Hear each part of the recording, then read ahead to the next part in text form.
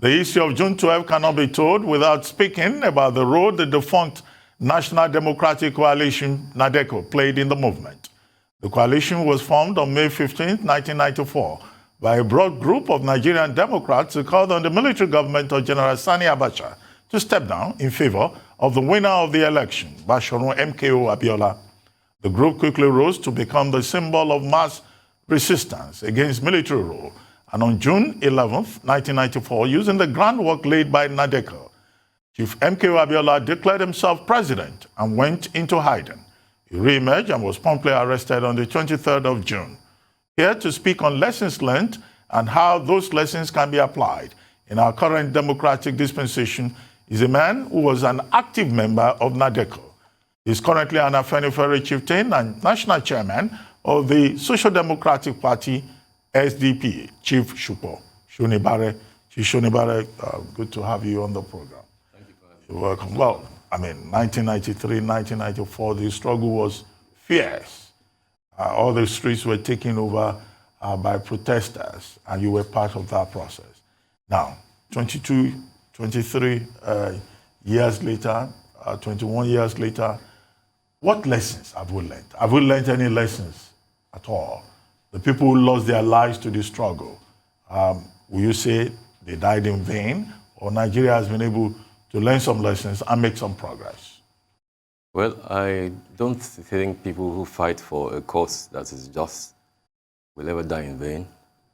I think democracy is a continuing work in progress.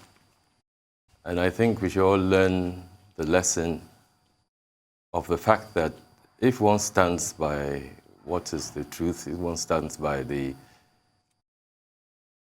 interests of the collective, as Abiola seemed to have become a major individual, symbolizing that need and that resolve, and that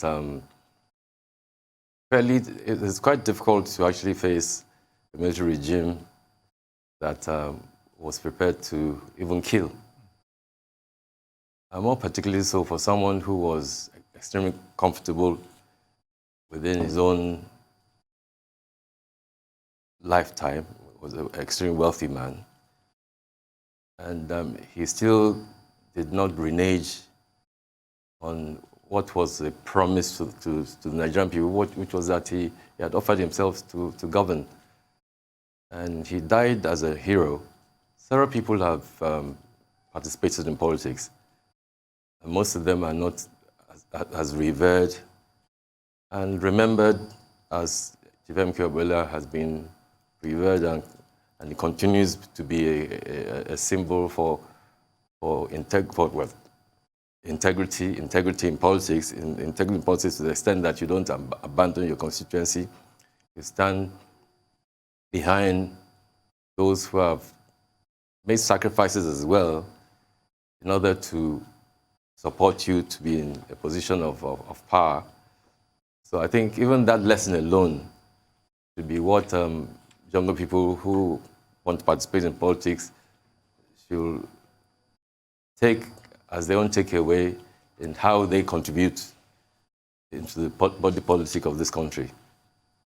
Indeed, Chief Shonibare. Now, the late MKO Abiola was known to be canvassing reparation movement for black people globally after their colonial experience. Now, do you think there were international interests beyond Nigerian military authorities then who didn't want him to be president as of that era?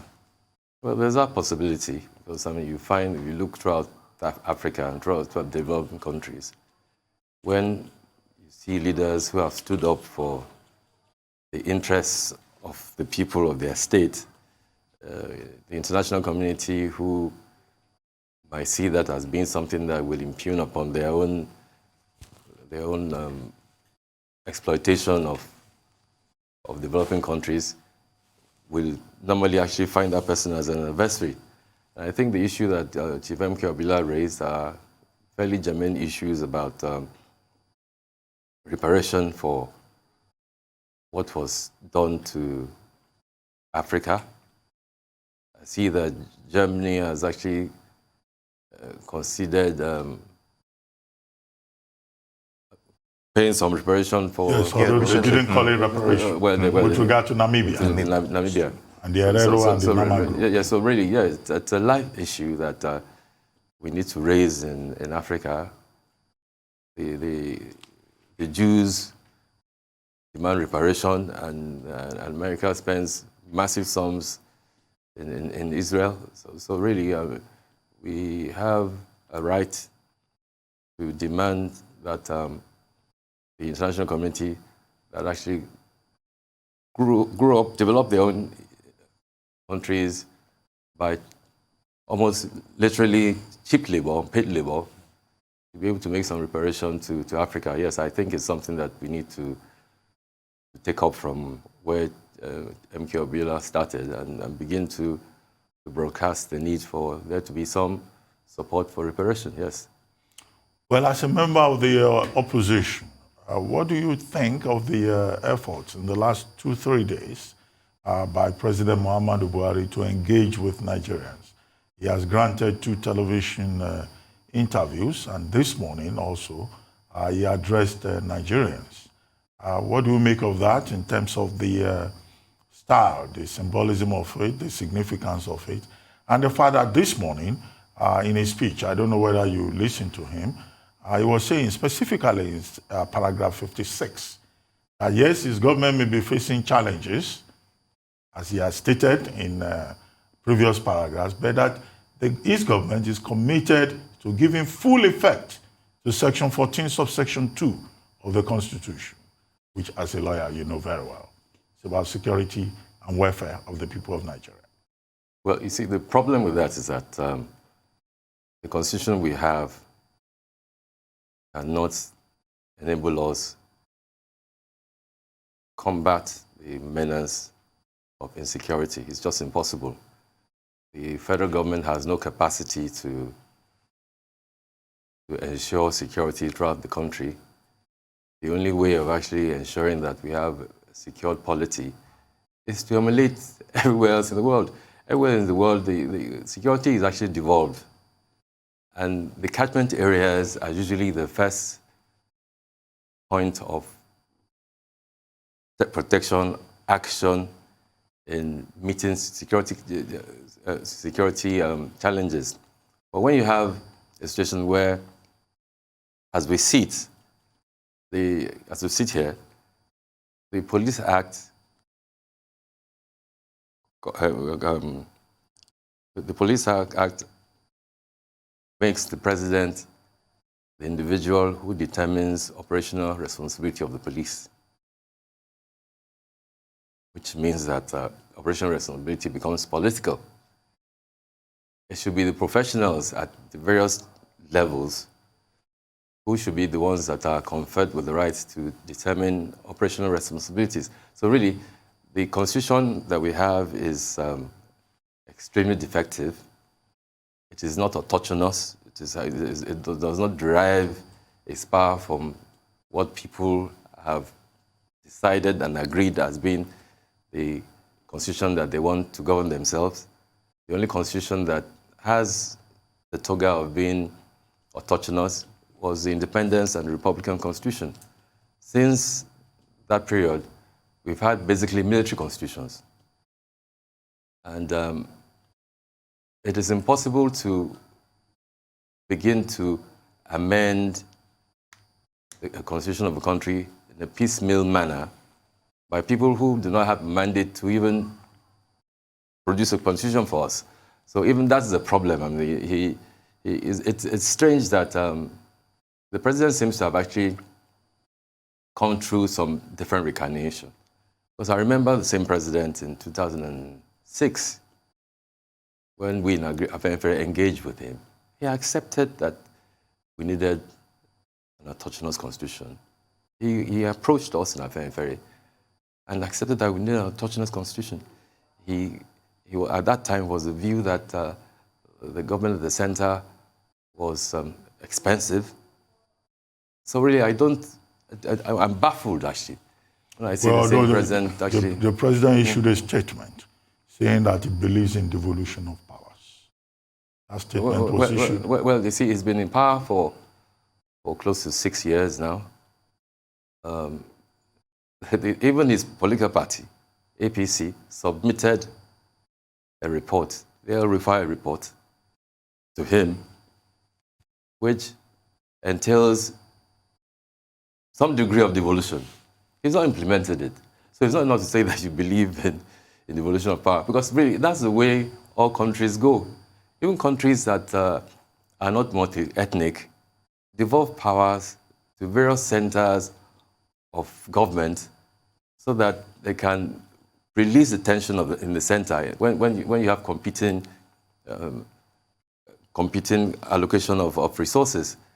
So it's curious that we've not found devolution as the first way and the only way in actually addressing economic and social unrest in our country. Until we do that, really, we'll just be going round the circle. It's not enough to say that I believe in devolution of power. You have the president. The president can submit his proposal for what he says he believes to the National Assembly.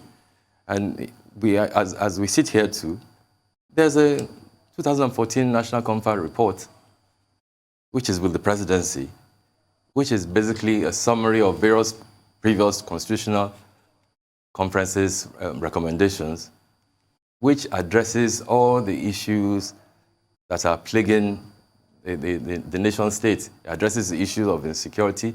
It addresses the issue of powers between the various tiers of government.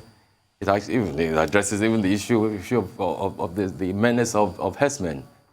So really, it's baffling that the president can say that he believes in devolution of power and then does nothing about devolving power. And he's still talking about social unrest, Chief Shonibare. NADECO is now defunct, but how would you view pro-democratic activism, especially the need to preserve democratic norms currently in Nigeria? Do people have a voice through activism, and what has changed since then? Well, I think activism should be a beginning and be an active beginning when you don't have pluralism in a society. When you have some pretense of pluralism, which is what we have now, that you have political parties, I think activism should move to competing for power. Because it's through competing for power that you can change what you think is wrong in your society. So really, yes, activism is good when you have a military government junta in place. But when you move beyond a military junta, you can't be advocating for those who you think are not capable of actually changing what you think is the malfeasance, what you think is wrong in the society. So you need to actually come together and form an alternate force that will implement what you think should be the policies and objectives of state. So I think activism, yes, activism is good. Those who are agitating for a change have a right to. But then I will plead with them that they should all coalesce into a political vehicle, because it's only through a political vehicle that you can effect a change. Well, I mean, today is June 12, Democracy Day. Some people are protesting, some people are complaining, some people are saying it's a day for reflection. Earlier on, we had a conversation with Pastor Tunde Bakare. And Pastor Tunde Bakare was saying that the wrong people have been profiting from the gains of June 12. Do you share that view? Yes, absolutely. How? Those who fought for, and mind you, people fought for June 12 from different parts of the country. The prominent leaders in NADECO, prominent leaders in Movement for Unity and Democracy, which was another group in the north, that was basically in the north, that had Alhaji Ibrahim Musa and Alhaji Ahmed Joda as the leaders. They two were actually fighting for June 12. So none of those people emerged as the victors in the struggle for democracy. In the struggle, in the ANC struggle in South Africa, it was those who were part of the struggle to entrench majority rule that were part of the government after apartheid was set aside. But unfortunately for us here, it was people who knew nothing about the struggle for democracy who took over the reins of government. And that's basically partly because even those of us that were in the struggle for democracy, the nucleus were so few that even it would have been possible for us to have occupied all the positions in government. And a lot of us too thought that angling to be in government will appear as if struggling for democracy was because we wanted to be in government. So we took a back seat, and unfortunately, it was the wrong people who took over power because they had no gumption whatsoever about the policies for good governance. They were just people who found themselves in government. There was no program. There was no program to alleviate poverty. There was no program to bring about a fairer society. So they had no program. But for the benefit of our viewers, do you want to name some of these people who have profited from where they didn't put in any effort? Almost everyone who became a governor, almost everyone who became whatever in Abuja, with the greatest respect to President Obasanjo too, he too wasn't part of the struggle for democracy. He intervened at some stage, yes, and he intervened on principal grounds to challenge General Abacha. Then we had been challenging him himself even before that stage. So really, he too did not was not part of those who were in ADECO and all the various vehicles that were responsible for the military finally surrendering power. But then what happened was that, yes, we had the military went. We didn't have democracy, we had civilian rule. Because the military more or less determined the succession. Determined the succession, they manipulated the system in a way and manner that ensured that the succession was what they could program and control. And that's why we still have a continuing military influence in the body politic of our country. So if you reflect on the Nigerian electoral system so far, what has changed since MK Abiola was denied his mandate, especially on the delivery of credible elections, beyond military influence this time around? Well, not much has changed in manipulations.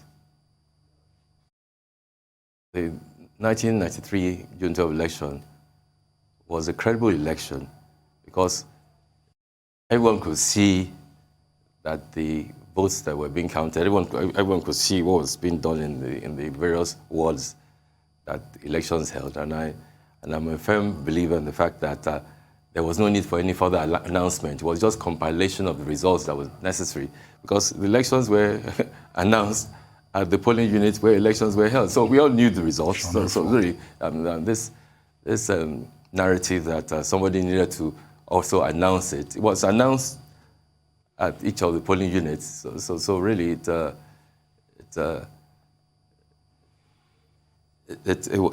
was an event that gave us a process that was not just seen to be credible. It was difficult to manipulate because everyone saw those who were lined up to vote. They knew the numbers that were lined up to vote, so it was very, very difficult to manipulate it. So that election really was probably the fairest, and most certainly, not even probably, I think if you actually consider that election was the fairest election we've ever held in this country.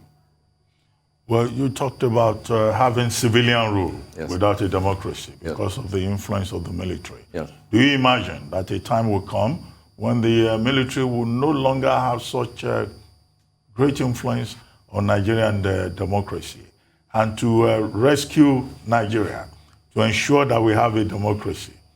What are those specific things that you think we need to do? I know you've talked about the Constitution, but changing the Constitution itself is not enough. What are those big issues that you think Nigeria will have to address? Today being democracy day. Yes, I think the legacy that should be a takeaway from the sacrifices of Chief Emeka Abiola is the resolve to stand by what is truthful and what you deem to be just and equitable in the society. So the only way that we can have a resilient democratic system is if all of us collectively stand by what we think is truthful, even when there will be some inconveniences, even when there might be some danger to us as an individual, was able to actually stand up and to be counted by what we believe to be right and just in society. We should not just be predatory politicians. We should be politicians that subscribe to policies and objectives for the good of the collective and not just for a group within the society. So if all of us can be as determined and as resolved as Chief Emeka Abiola was in insisting on that mandate, even when his life was threatened, even when he had been in detention for several months, isolatory detention for several months, even when they had killed his wife, he still stood by what the people had also made sacrifices in going out to protest. Several people were killed. So he stood by what was just and equitable in society. So if all of us do that collectively, then that's how we can bring about democracy. But if we all actually lean on our selfish interests and continue to be fearful of those who are rulers, then we will never have democracy. Democracy is built on the, if you like, on the resolve and the ability of leaders to make sacrifices. All over the world, I mean, it's never a tea party. So, but if a lot of us actually subscribe to standing by what is truthful, if a lot of us subscribe to standing by what is in the best interest of our people, I don't think the minority, I believe that those who rule us are a negligible minority. I don't think the minority will be able to take such undue advantage of the majority in our country. So I think really that's the way forward. That's what we should all do. Mm-hmm. Earlier we talked about this with Pastor Tunde Bakari, but still talking Nationhood and Democracy Day. Current agitation is tilting towards secession by some groups in the southeast and of course the southwest recently in Nigeria. Are they speaking for themselves, these agitators?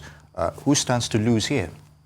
Well, you see, if you make democratic change impossible, then you are inviting non-state actors to take over the entire polity.